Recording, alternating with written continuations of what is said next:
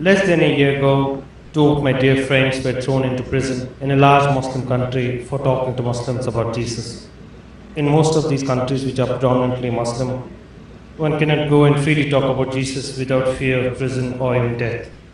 Question: how can Islam be true if it cannot stand up in the marketplace without the protection of gun or prison? Indeed, does not the truth swallow criticism and debate? See, the question is quite a rhetoric one about Muslim governments, their policies with regards to people coming in and perverting their people. From the point of view of the Muslim, is a perversion. From the worship of the one true God, people want to take away our children and worship human beings, created beings. To us, it is the highest form of blasphemy. Worship, instead of worshiping God, worshiping his creation, creatures. So if the governments are trying to defend, I'm not defending them, but I say if they are trying to defend in the best interest of the people, that is their business. But now, at the same time, it also poses another question from my side, that the Christian missionaries, you'll have to now acknowledge that they're using deceitful methods. Deceitful. Look at this. Look at this. This book here. No Muslim child will ever think that this is Christian. Look at this. Al-Kitab, Arabic calligraphy. You see, deceiving the Muslims in the guise of Islamic book. This. At close view, if you have, you see, how easily the Muslim is being taken up by this. Al-Kitab. This calligraphy is Islamic, but actually is the Gospel of St. Matthew.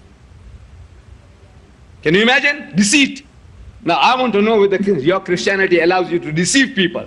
In Pakistan, on my way, I delivered a lecture. While I am walking out, people all around, they surround me, they're shaking hands, congratulating me. A small boy, about 12 or 14, he comes to me and he presents these three to me. This. Look at this. He presents this to me. I take it. I felt like kissing it. That's our habit. Allah's kalam, if we come across, we kiss it, but the crunch was too great, people, so I put it quickly in my pocket. For about 3 to 4 days, I had no chance of taking it out. Believe me, I'm not exaggerating. I'm moving from place to place. I have no time. When I go to the hotel, I'm tired. I take off my jacket and throw it down one side. Then in Abu Dhabi or somewhere, I took it out and put this on my table next to the bed. Still, I'm not looking what it is. Then now, to move further, I said, now let me weed out all these papers that I've collected. And I start looking at this. I'm reading Allah Muhammad. Look at it. Allah Muhammad. I'm reading Allah Muhammad. I turn the back, it's calendar. Another one, beautiful calligraphy, Islamic calligraphy. Look at this. In 100 years, the Muslim child will never know what he's harboring in his house. Sticker, beautiful sticker. He's going to tear this out and put it in the Quran, stick it in the Quran. You know what? Deceit. Christian missionaries, this is what they're doing to our people now. Deceiving them. This one here, this is back of it. He said the Lord's Prayer. It's a Lord's Prayer? We don't talk like that. The Lord's Prayer says Al-Fatiha. We say Al-Fatiha, the opening chapter, Bismillahir Rahmanir Rahim, Alhamdulillahi Rabbil Alameen, opening chapter, the Lord's Prayer. So what's this? Abbana, say, O our Father, which art in heaven, hallowed be thy name, thy kingdom come, thy will be done on earth as it is in heaven, in Arabic. Calligraphy, deceitful. You see what you're doing? Deceiving the people. This one here is not Allah Muhammad. For a week, I couldn't see it. Look at this. Everybody says Allah Muhammad. Am I right? What do you see? It's not Allah Muhammad, it's Allah Muhabba. God is love. Deceiving people. I ask you, my brother missionary. You see, you're protesting. I said, look, is this your way of propagating your faith? If you have something good, why don't you go out openly and talk to them? Give them your calligraphy, your language. What are you trying to catch fish with? What are you doing now? Deceiving people. And here, another one. Coming from Ghana, a letter addressed to the Arab countries. I must read it to you. What they are trying to do now. They're sending parcels, literature, into Muslim countries. And on the top of it, they put rubber stamps.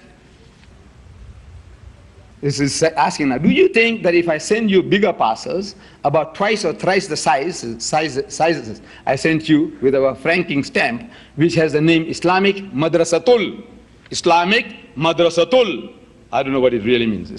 But as soon as the postman, the government man says, is there Islamic Madrasatul inside? Yeah, your religion allows you to deceive people like that?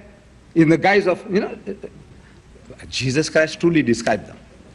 He says, beware of false prophets who come to you in sheep's clothing, but inwardly are ravening wolves. They're trying to deceive you. You must be beware of them. So, brother, I'm not defending my Arab brothers. In Pakistan, you have the freedom there. Pakistan, your missionaries are making inroads. In Bangladesh, you have the freedom there. In India, you have the freedom there. See? In Indonesia, Malaysia, you have the freedom there. If some Arabs, are more stringent in the regulations, but you're still getting through. Look, by deceit, by post, by radio, you're getting through. So what are you complaining about? What is your complaint? We have a legitimate complaint. Books that the Christians write. Every book. Inside, why I became a Christian. Sultan Muhammad Paul. When you flip the pages, verses from the Quran. For the Muslim, these verses are sacred, sacrosanct. Every child, every grown-up will kiss it and put it next to the Quran. Why? Because Allah's kalam is, He will not tear it, He will not burn it. You know the psychology of the Muslim, and you're taking unfair advantage of it. Look at this. From Sufism to Islam, John Abdul Subhan. Look at this. Deceit? Does your religion allow you to deceive people like this? Catching fish? No, you tell me. So what are you crying about? What are you complaining about? In Africa, you have 35,000 full-time crusaders. Jimmy Swaggart, he's boasting that he's getting through to 22 million Muslims through his radio says 22 million. I'm asking, what are you crying about? Please. Don't, bashful maidens, when you do the things, you're hurting the people's feelings, you're trying to steal our children, and now when somebody tries to do some type of protection, you're wailing like a woman. Please don't do that. Ya Ilahi